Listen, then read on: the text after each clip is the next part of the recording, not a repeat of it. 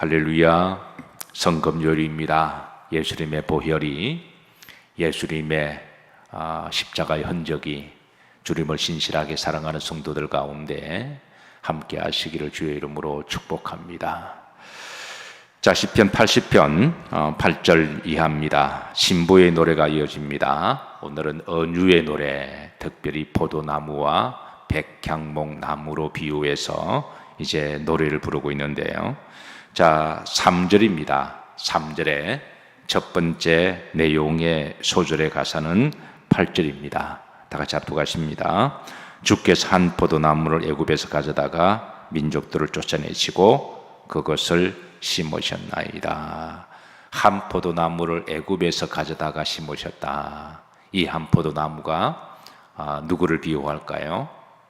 바로 이스라엘 비유하죠. 애굽의 종되었던 이스라엘 민족을 긍휼히 여겨 주셔서 이제 그 나무를 이제 가져다가 이 가나안 땅에 그렇게 이제 심으신 것을 노래하고 찬양합니다. 자, 9절입니다. 다 같이 합독하십니다. 주께서 그 앞서 가꾸셨으므로 그 뿌리가 깊이 박혀서 땅에 가득하며. 원문에 보시면 동사 세 가지로 구성되어 있습니다. 첫 번째 가꾸셨다, 두 번째 뿌리를 깊이 내리게 하셨다, 세 번째는 이제 땅에 가득하게 하셨다. 이는 하나님이 이스라엘을 축복하셔서 그 이제 포도나무가 가나안 땅에 이제 번성하게 된 그런 축복을 지금 회상하며 노래하고 있습니다. 자, 3절의 두 번째 신부의 가사 수준인데요. 10절입니다. 합독합니다. 그 그늘이 산들을 가리고 그 가지는 하나님의 백향목 같으며 그랬습니다. 자, 이번에 가사의 노래는 백향목 비유로 바뀝니다. 팔레스타인 지역에 있어서 포도나무는 번영과 축복을, 풍요로 상징하죠. 포도나무 그 나무 하나에 포도송이가 한 몇 송이 맺힌다 그랬나요? 한 5천 송이가 맺힌다 그랬습니다. 그 나무 하나에 5천 송이가 이제 송이가 맺힐 때 얼마나 풍요로운가요? 그리고 또 이제 포도송이 하나마다 그 알이 한 70개에서 한 100알 정도 이렇게 달려 있으니까 보는 것 자체가 풍요롭습니다. 그리고 아주 달고 그리고 맛있습니다. 그래서 팔레스타인 지역에서는 이 포도송이 그러면 번영과 다산, 축복, 풍요를 상징합니다. 그래서 하나님이 그런 복을 가나안 땅에 주셨다고 하는 거죠. 네, 이번에는 백향목으로 비유하고 노래합니다. 자, 흐름들어 보시면 하나님의 백향목 같으며 그랬습니다. 이 백향목은 또 누구를 비유하냐면 시편에 보시면 12절입니다. 의인은 종려나무같이 번성하며 레바논의 백향목같이 마리로다 성장하리로다. 백향목이 이렇게 쭉 곱게 성장하죠. 이렇게 쭉 이렇게 이제 비틀리지 아니하고 일직수로 쭉 올라가는 그 성장하는 모습을 바라보게 됩니다. 이사야 35장에 보시면 그 백향목을 레바논의 영광이라고 말합니다. 그리고 나서 그림으로 보시면 여호와 영광이다. 그 팔레스타인 지역에서 백향목을 나무들 중에 왕이라고 불렀어요. 그래서 이렇게 쭉 곱게 이렇게 쭉 자라가는 모습도 보기도 좋지만 우리도 자식이 이제 이렇게 곱게 쭉 이렇게 널씬하게 자라면 그 부모의 기쁨이죠. 자식이 이렇게 꾸불꾸불하게 자라지 아니하고 그렇게 곱게 쭉 자라면 얼마나 그게 복이 좋습니까? 그러니까 하나님 자녀들을 백향목같이 이렇게 곱게 쭉 자라게 하시고 그것은 곧 여호와 영광이다. 그리고 그림들을 보시면 우리 하나님의 아름다움을 보리로다. 그 백향목의 모습은 참으로 보기가 아름답습니다. 그래서 백향목 하면 몇 가지 주는 뉘앙스가 있습니다. 그것은 영광, 아름다움, 존귀, 품위라고 하는 그런 모습이죠. 그러니까 이제 포도나무의 상징은 풍요, 축복, 번성이라고 한다면 백향목은 품위, 영광, 존귀. 자, 가끔 보면 부자가 있습니다. 아주 부자입니다. 그런데 품위가 없어요. 어떻게 해서 부자가 된지는 모르겠지만 부모한테 물려받은 부자가 되는 경우도 있고, 어떤 경우 그냥 졸부가 돼서 부자가 된, 갑자기 땅값이 올라서 뭐 그거 자체는 나쁜 거는 아니죠. 근데 이제 부자가 된 것만큼 그 사람이 인격이나 품위가 있으면 참 좋을 텐데, 어떤 사람은 그냥 돈만 많은 거예요. 품위가 없습니다. 또 그런가 하면 어떤 사람은 또 품위가 있습니다. 선비와 양반처럼. 그런데 너무너무 가난합니다. 이것도 보기가 참 안타까운 거죠. 그래서 우리가 이제 이렇게 포도나무처럼 풍요롭고 번성하고 또 백향목처럼 품위가 있고 그렇게 존귀한 것이 그게 얼마나 큰 복인가요? 하나님이, 하나님의 백성들이 그렇게 되기를 원하신다라는 거예요. 하나님 이스라엘 나라를 그렇게 하나님이 플랜하시고 그렇게 설계하시고 그렇게 하나님이 그렇게 인도하시는데, 그런데 참 나중에 보면 안타깝게도 이스라엘 백성들이 하나님 앞에 그렇게 번영과 축복을 받았는데 참 너무 세속적으로 천박하게 하나님의 백성의 품위를 잃어버리고 그렇게 바뀌어가는 모습을 바라보게 되면서 참 안타까움이 있습니다. 자, 11절로 이어집니다. 세 번째 소절의 가사 내용인데요. 합독합니다. 그 가시가 바다까지 뻗고 넝쿨이 강까지 미쳤거늘. 이는 이스라엘의 번영의 시대를 말하는 거죠. 실제로 이스라엘 역사 가운데 이런 시대가 있었습니다. 다윗의 시대가 그러했고, 그리고 솔로몬의 시대가 그러했습니다. 그래서 여기에 이제 그 바다는 사해바다를 이야기하죠. 그 사해바다까지 다 통치를 하고, 또 그 주변에 강, 유브라 대강, 티브리스 강, 그 강까지 다 통치했던 그런 시대가 바로 다윗의 시대였고, 그리고 솔로몬의 시대에 하나님이 이런 축복을 주신 거죠. 사랑하는 성도 여러분, 저는 우리 성도님들의 그 자녀들 가운데 이런 복을 누리시기를 주의 이름으로 축복합니다.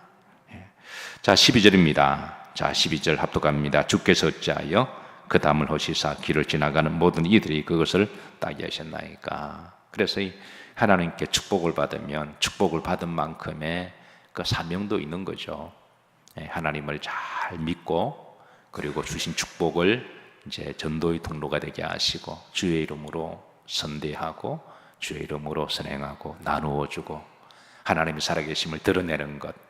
그런데 이스라엘은 열매만 따먹었지 너무 세속화되고 그리고 천박하게 우상숭배하고 그렇게 자기 멋대로 살았습니다.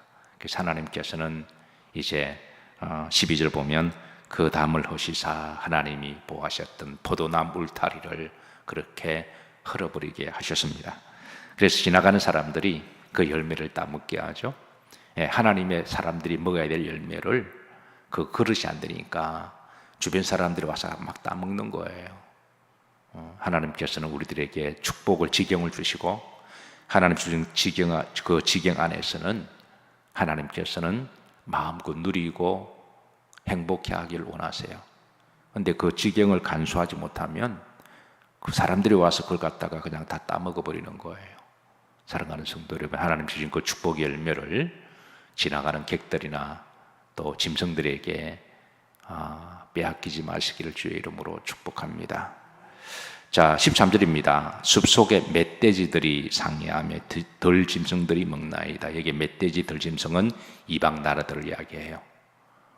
이방 나라들이 이스라엘 사람들이 품위가 없고 그리고 너무 세속화되니까 와서 그냥 막 짓밟아 버리는 거예요. 너나 나나 우리나 뭐 다르냐.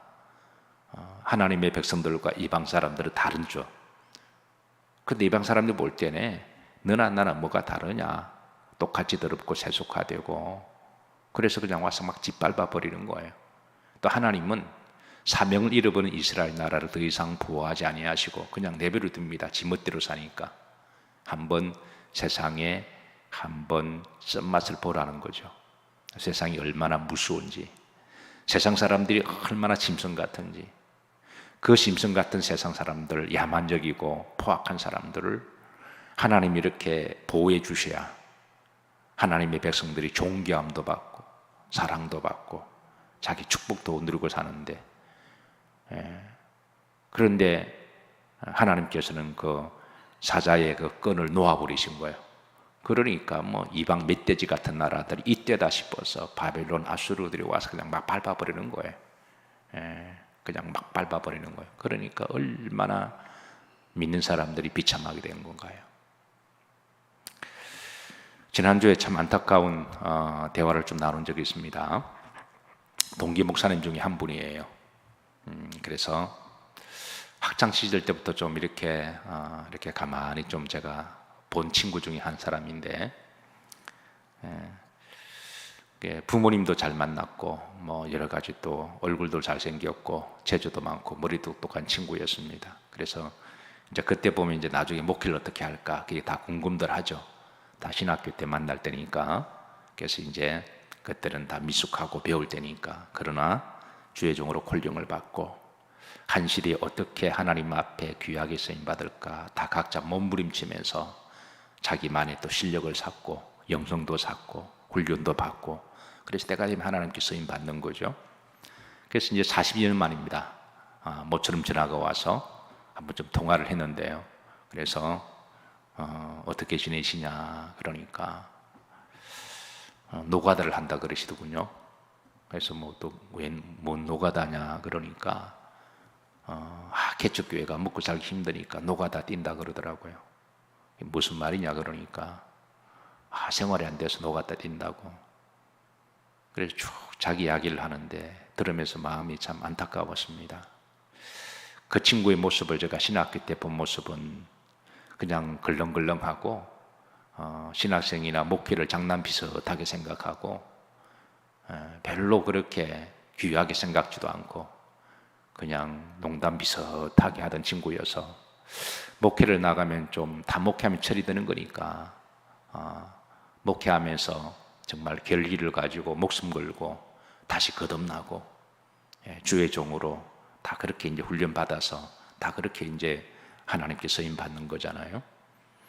그런데 그런 모습이 전혀 없이 신학생과 똑같은 그런 덜렁덜렁한 모습으로, 그래서 전화를 끊고 참 안타까웠어요. 이게 사실 노가다 하는 게 얼마나 힘들어요. 노가다 하는 게 얼마나 힘들어요. 또 그 노가다하고 또 목회하면 목회가 제대로 될까요? 그래서 참 안타까운 마음을 가집니다. 이스라엘이 그렇습니다.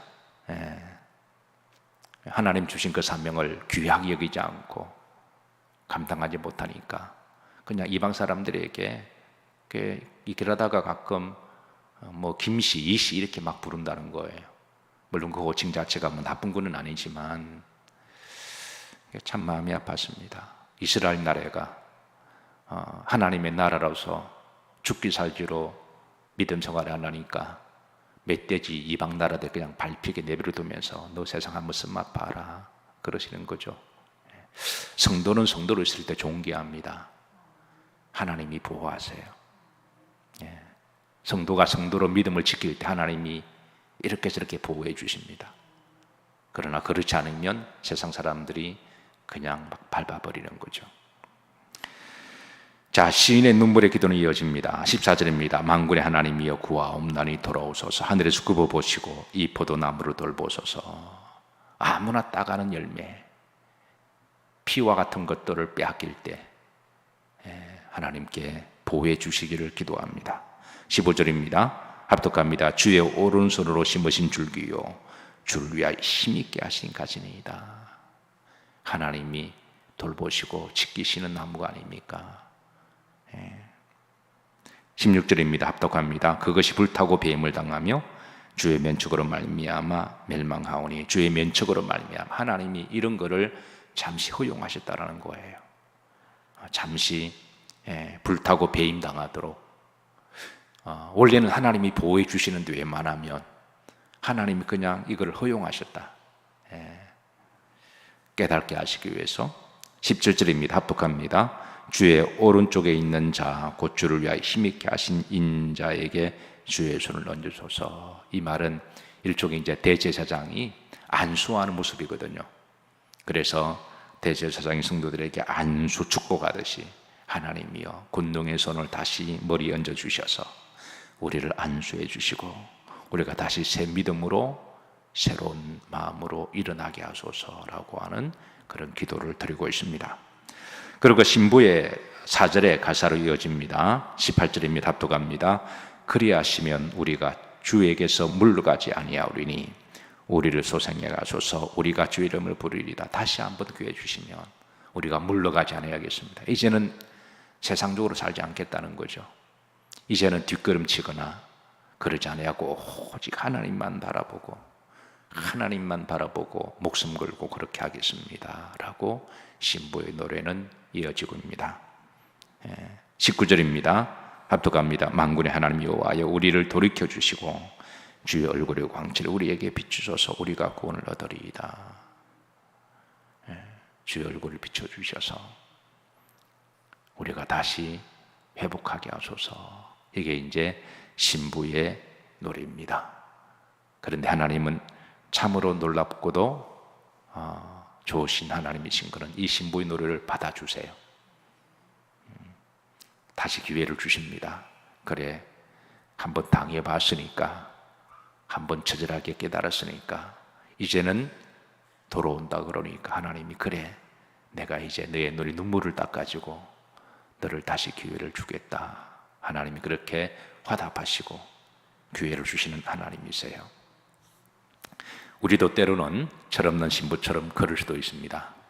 그러나 다시 예수 그리스도 안에서 주님 앞에 무릎을 꿇고 주께 돌아오면 하나님은 기쁘시게 받으시고 다시 안수하시고 그 얼굴의 광채를 비추사 다시 회복시키시는 하나님이심을 믿으시길 바라고, 이 신부의 새벽의 노래가 우리 여러 성도님들의 노래가 되시고 여러분들의 기도가 되시고 또 이 땅의 모든 그리스도인들의 기도가 되기를 주의 이름으로 축복합니다.